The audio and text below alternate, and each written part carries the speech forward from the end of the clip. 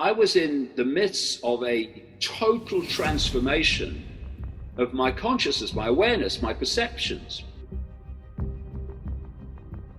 This energy just built up and built up and built up. So in the end, I'm kind of shaking. My life immediately became this extraordinary synchronistic journey.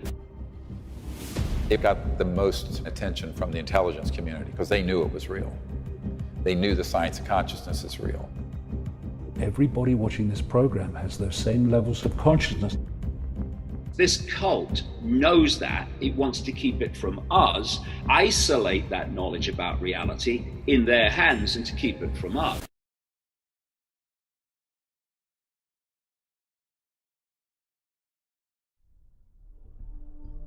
To understand what is going on, we have to have some understanding of the nature of reality. Because if we don't, we will, quite understandably, dismiss things that are happening, but we can't perceive how they could happen. Example, you believe the world is actually solid.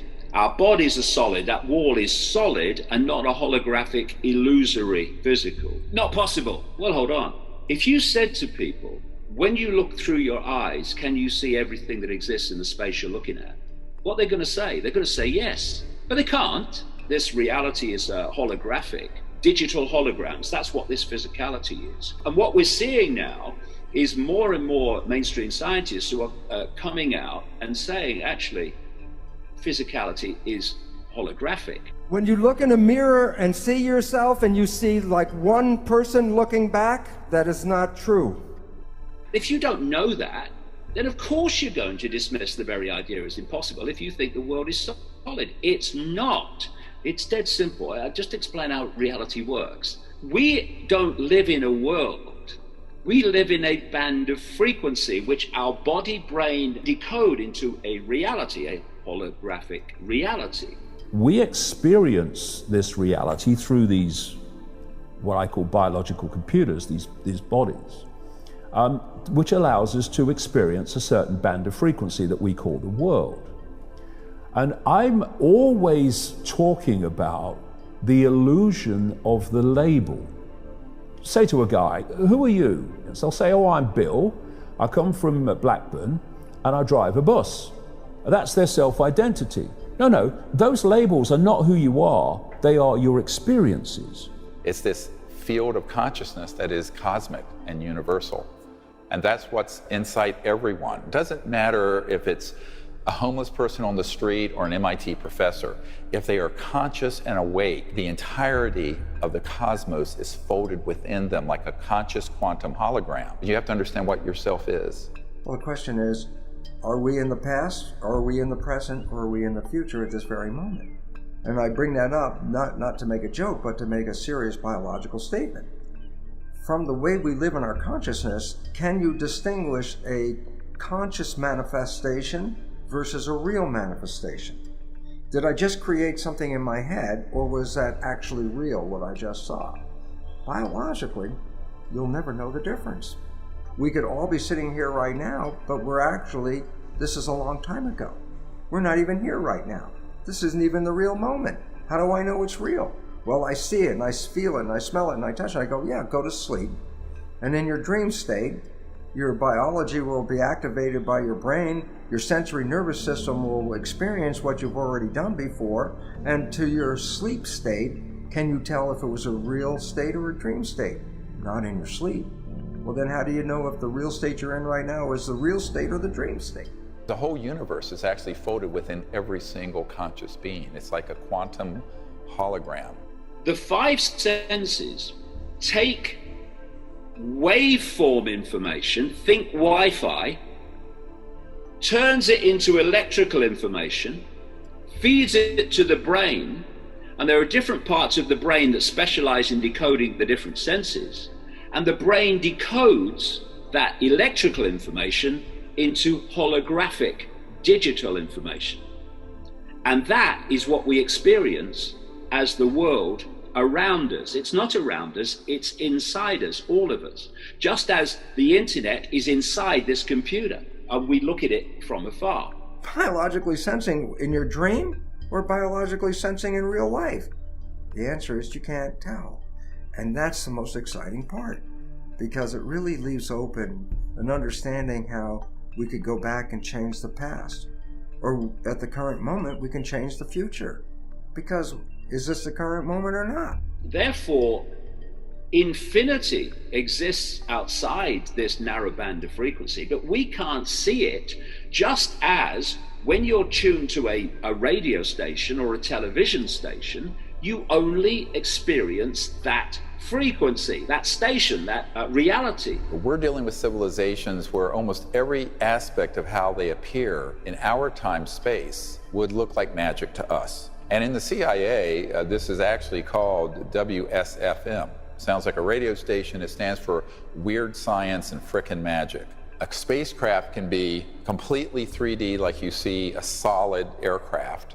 It can be partially in this dimension, but shifted mostly into another dimension.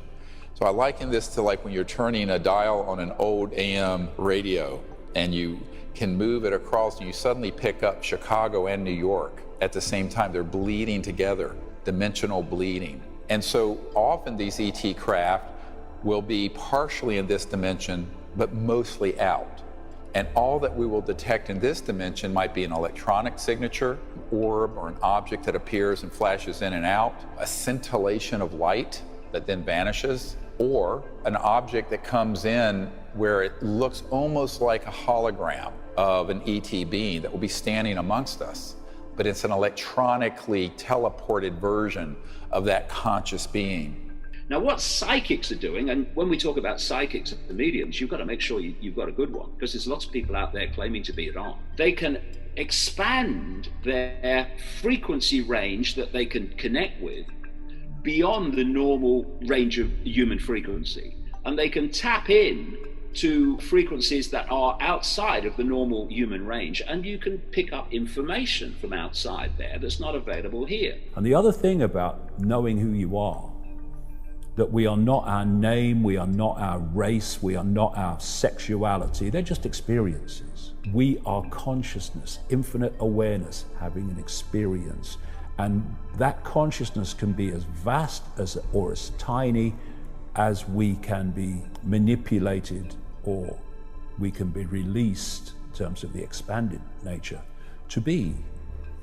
And I can tell you that when you step out of the perceptual confines of your name, your race, your sexuality, and you see them as experiences, very transitory, brief experiences for your consciousness, then you step beyond the currency of control, fear.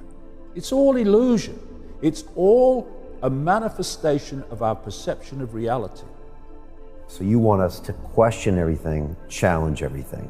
That's what we need to do. We need to all wake up as individuals. Instead of taking people's word for it, including mine, including anybody's, if you haven't got time to research it for yourself immediately, then put it into neutral. Don't believe it or disbelieve it, but don't react as if it's true. Just put it in neutral until you've had time to check it out for yourself. And when you do, you'll realize invariably, as I did, that the official story, the official narratives are invariably either completely, most of the time, total lies or overwhelmingly misleading. And crucial, don't be intimidated into silence. If you silence yourself, eventually everything goes silent. I look at the world, I look at the suffering, I look at the people with illnesses they don't need to have, and people with emotional situations they don't need to have. I see people fighting over race and fighting over gender and fighting over culture and country. And we're all one. It's so sad, but this is what drives me on. Because in the end, it's information that will change this. Are you watching this now? Or did you watch this last year and just reviewing it now? Can't tell, can you? We can do more than just follow our noses into the next minute. We can rewrite the whole story again and again and again.